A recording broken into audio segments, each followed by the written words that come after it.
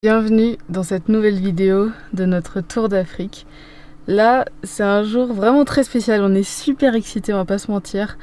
On va aller dans le désert pour la toute première fois avec Joe. Et c'est assez particulier parce que le désert en 4x4, c'est un peu tout un symbole. Et venir au Maroc, il fallait qu'on fasse un petit bout de désert. On est vraiment trop contente. On va pas y aller toute seule, pour des raisons de sécurité, parce qu'on n'a absolument jamais conduit sur le sable, jamais conduit dans les dunes. Donc on n'a pas envie de rester planté si jamais on fait mal les choses, et puis on a simplement envie d'apprendre comme il faut. Donc on va partir avec David et Monica et leur def qui voyagent avec nous depuis quelques jours. Et je pense que ça va être vraiment super intéressant. On va découvrir de beaux paysages, je pense vraiment. Et la sensation de conduire sur les dunes avec notre maison roulante, ça va être assez fou. Salut, je m'appelle Olivia. Et ça, c'est Joe. Un beau Land Rover Defender qu'on a acheté avec Charlie, ma copine. Notre but avec lui, c'est de partir pour un tour d'Afrique, pour faire de belles rencontres, découvrir de nouvelles cultures et documenter tout ça en images. Après 1 an de rénovation et d'aménagement sur le 4x4, notre aventure commence enfin maintenant. C'est le grand départ, pour plusieurs années de voyage. 2 filles qui partent à la découverte du continent africain. Pense à t'abonner pour ne rien manquer de nos aventures.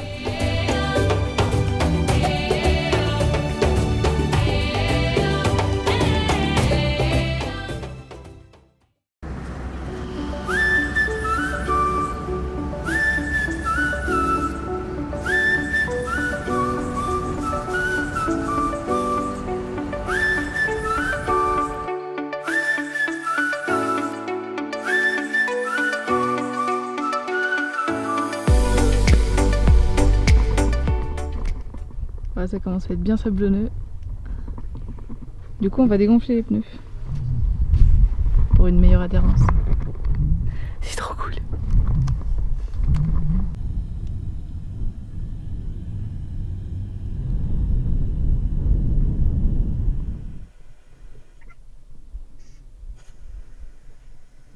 C'est la pression qui reste. Tu appuies sur le bouton ou sur la manette, parce que là il y a peut-être pas l'air qui arrive, il faut dégonfler vite. Tu vois? Ça va mettre un 8. Ouais, un 5, un 6, un 7. Devant, on est à 2,5 et Ouais, derrière 2,5, à 2,7, 2,8. Et quand tu roules, il monte toujours de 200 ou 300 grammes. Partir avec David et Monica pour cette première expérience dans le désert, c'est quand même super rassurant. Même si on ne compte pas faire des cordons de dunes incroyables, c'est important d'être accompagné pour apprendre correctement. Mine de rien, la conduite sur sable est très spéciale, et se lancer tout seul sans expérience peut vite être dangereux. Alors on apprend petit à petit, d'abord sur du sable profond mais plat, puis sur des petites dunes, et on se réserve les plus grosses pour la fin de journée.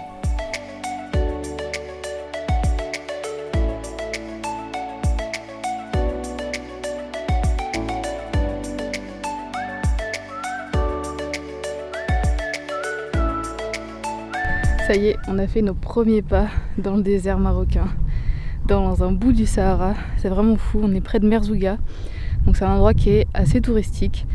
Là, on a contourné tout l'Ergue, donc l'Ergue c'est là où il y a vraiment toutes les grosses dunes, les gros cordons de dunes.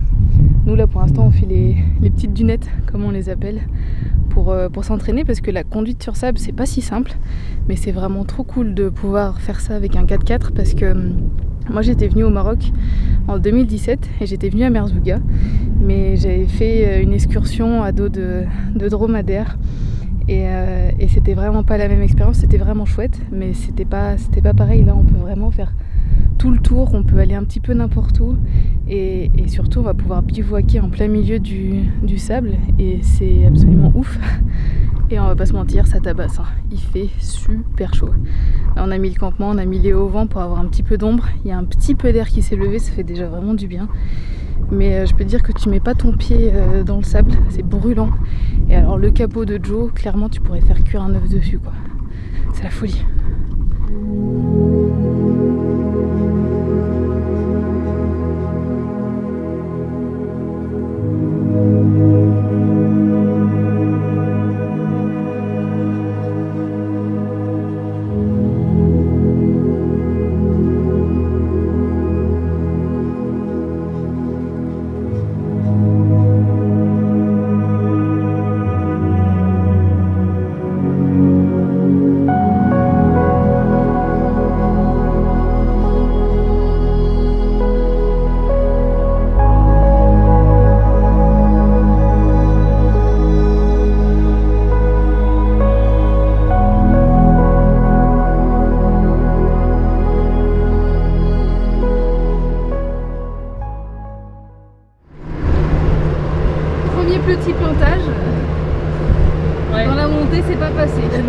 Les traces de David étaient trop profondes.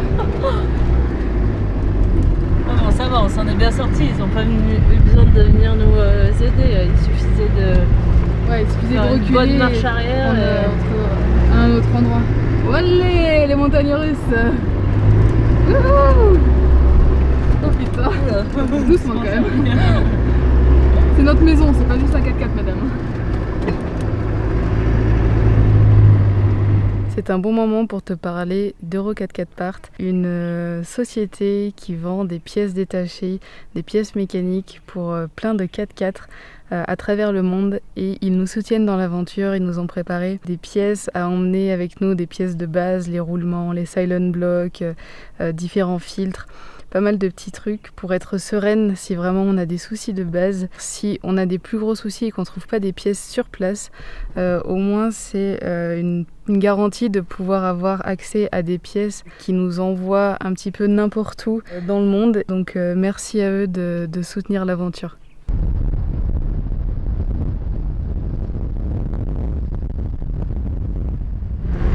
Bon, après avoir joué dans les dunes un petit peu, maintenant on va se mettre à la recherche d'un spot dans les dunes justement. Mais c'est un peu galère parce que là il y a énormément de camps pour les touristes, ce qui est logique. Mais du coup on n'a vraiment pas envie de dormir juste à côté de ces camps, on a envie d'être tout seul en plein milieu. Et du coup là on revient un petit peu sur nos pas et on va à un moment donné essayer de rentrer simplement dans une dune. Donc apparemment ça va être encore plus technique que ce qu'on vient de faire là. Mais on va voir ce que ça donne.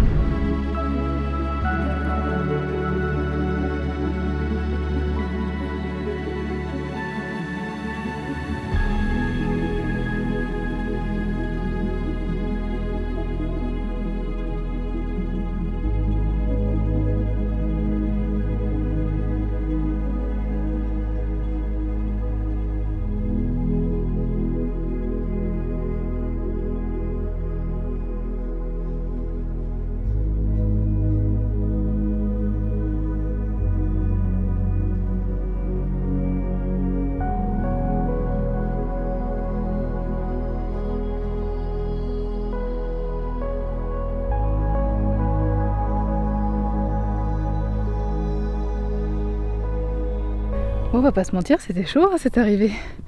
On a réussi à s'éloigner un petit peu des camps, il n'empêche qu'on n'est pas allé trop dans les dunes non plus. Parce que c'est quand même la première fois qu'on conduit dans les dunes, mais on a réussi à ne pas s'ensabler, à pas rester bloqué. Et moi j'ai réussi à vaincre quand même un petit peu mon vertige maladif avec cette dernière descente là. J'étais pas du tout rassurée de la faire. Mais là c'est vraiment... c'est ouf. Enfin la vue est ouf. Vraiment. Voilà. Night spot. Et les deux petits defs qui sont là, cachés derrière les dunes. C'est bien, on est discret là. On va essayer de se faire un bon petit miam miam, un bon petit gâteau. Et on va passer une bonne soirée. Ah c'est beau le bivouac hein. Tu vois ça, il faut un 4x4 pour pouvoir le faire.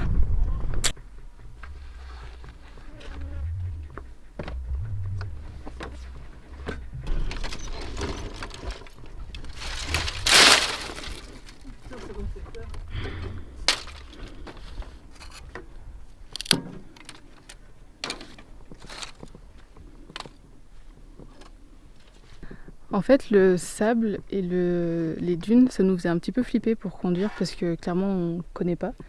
Mais une fois qu'on commence à comprendre comment ça fonctionne, c'est pas si compliqué. Alors faut pas se lancer dans des trucs de fou. Si possible pas tout seul, en tout cas pas à fond dans les dunes. Si on est tout seul, faut vraiment rester sur les bords.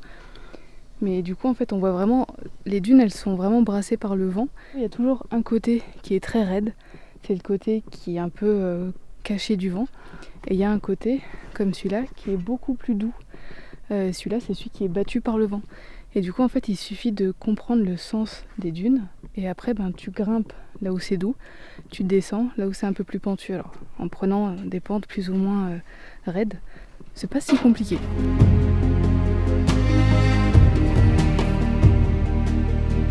Alors qu'on dort seulement pour une nuit dans les dunes, on sait que non loin de là, se trouvent certains nomades qui passent leur vie dans le désert. Ces nomades, on n'a pas eu l'occasion d'en rencontrer. Il aurait fallu passer plus de temps ici, et surtout s'éloigner encore plus des grands axes. Souvent oubliés des gouvernements, les nomades doivent survivre par eux-mêmes dans des conditions très précaires. Avec les changements climatiques associés à de grandes sécheresses, le nomadisme devient quasiment impossible, poussant les populations à se sédentariser. Un changement qui chamboule toute leur culture et leurs traditions. J'espère vraiment avoir l'occasion de partager la vie et les challenges de ces nomades un peu plus tard dans notre voyage.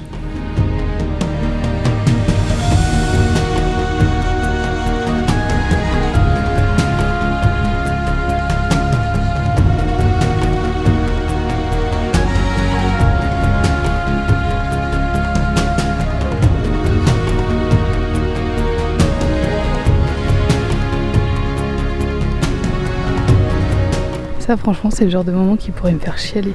C'est trop ouf. On est dans les dunes avec Joe, notre maison roulante. On va dormir ici et tout d'un coup, il y a un berbère qui passe avec son troupeau de dromadaires.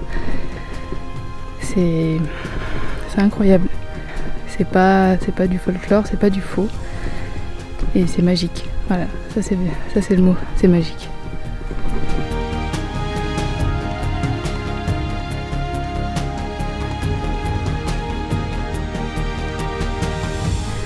Il est 7h du matin, j'ai même pas de voix.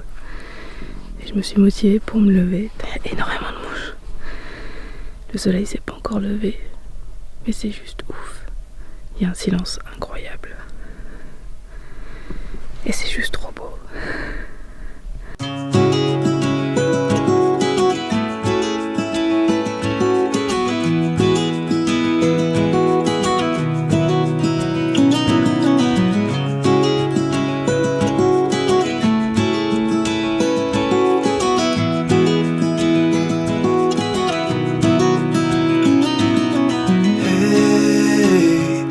You want to leave this place where we grew up, this old town, just put it all behind. Remember you and I would always find somewhere. Et après quand on arrive en haut, on ralentit et on se laisse descendre dans la chanteuse, c'est ça? Ouais, en fait quand tu arrives sur la crête, il faut que tu arrives, faut pas que tu sois trop doucement, parce que sinon tu poses le ventre sur la crête et là, les 4 roues en l'air. Donc en fait, il faut que tes roues avant, quand tu sens qu'elles vont aller dans le vide, là tu lâches l'accélérateur pour que justement la force centrifuge te fasse basculer par l'avant. Et là, tu laisses aller, sans accélérer. Après bon, il y a des petites dunes qu'on va faire, donc les descentes elles sont rapides. Si tu fais une dune un petit peu plus longue en descente, il faut bien surveiller que tes roues arrière elles veulent pas passer devant, donc il faut bien rester bien droit. Et si tu vois que ça part un peu en travers, tu remets un petit filet de gaz pour bien descendre. C'est parti pour une petite matinée de 4x4 dans les dunes. On va mettre en pratique ce qu'on a appris. Pas pendant des masses, parce que le but c'est pas de de cramer du carburant pour rien. Donc juste s'amuser quelques instants et puis après on continue notre route.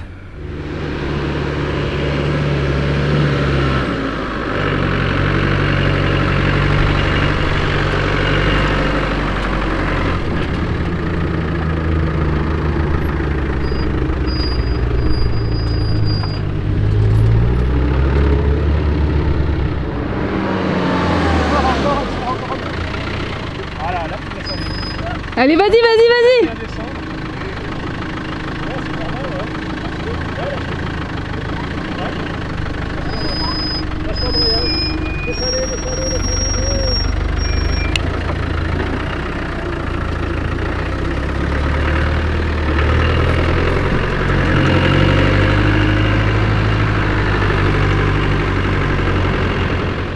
Voilà, la descente devant, elle est pas mal quand même.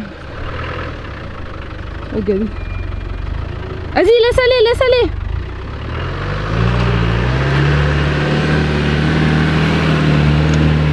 Oui, allez, encore.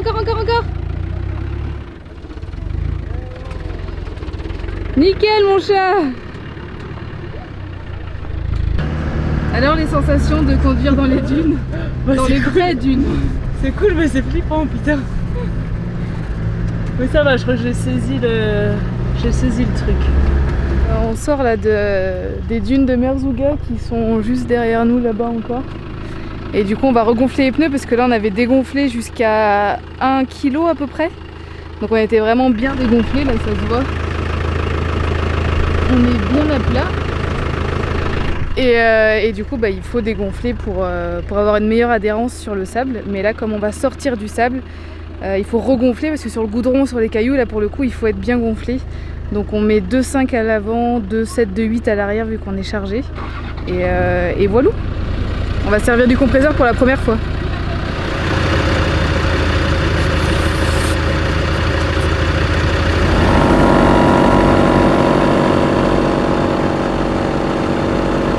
Vous êtes mignons.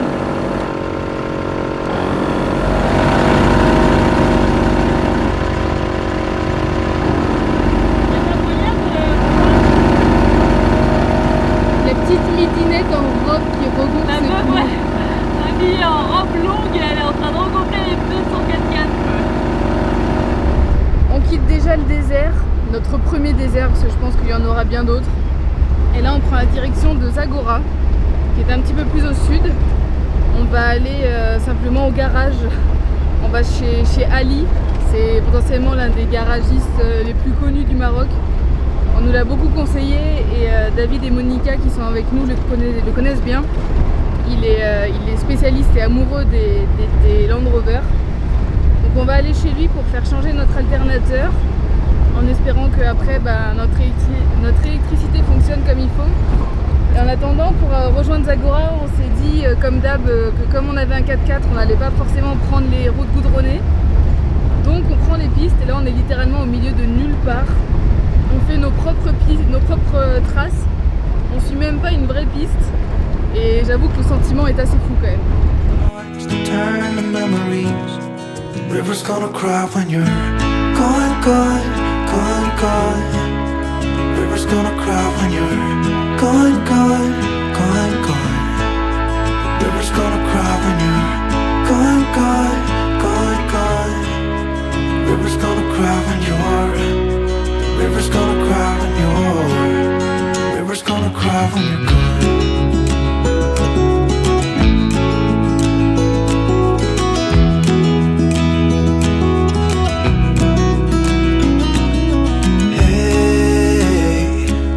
Hoping you would stay, but I've always known that you would go and find your own way. I still see when we climbed up in those trees, 12 years old, to feel the wind and watch the river run. And the sun would always shine. The river's gonna cry when you're gone, gone, gone, gone. The river's gonna cry when you're gone, gone, gone, gone. The river's gonna cry when you're. Et je pense qu'on peut dire qu'une journée entière de piste, c'est épuisant même. Ça fait beaucoup de route, on a fait quasiment 200 bornes de piste. Et c'est de la piste où on roule en moyenne franchement à 40-50 grand max. Donc c'est assez épuisant, beaucoup de route, mais c'était vraiment magnifique, c'est trop bien parce qu'en vrai sortir de la route goudronnée ça change tout. C'est juste que potentiellement pour être moins fatigué on aurait dû bivouaquer au milieu, mais comme on est en route vers le garage, on n'a pas trop pris notre temps. On a hâte d'avoir un nouvel alternateur je pense. Mais ça nous entraîne encore plus à la conduite. Là on a fait cailloux, sable, poussière. D'ailleurs il y a à peu près 1 cm de poussière dans le Joe qu'on va devoir enlever. Ça a infiltré absolument tous les placards. Donc ça va être la réalité aussi derrière.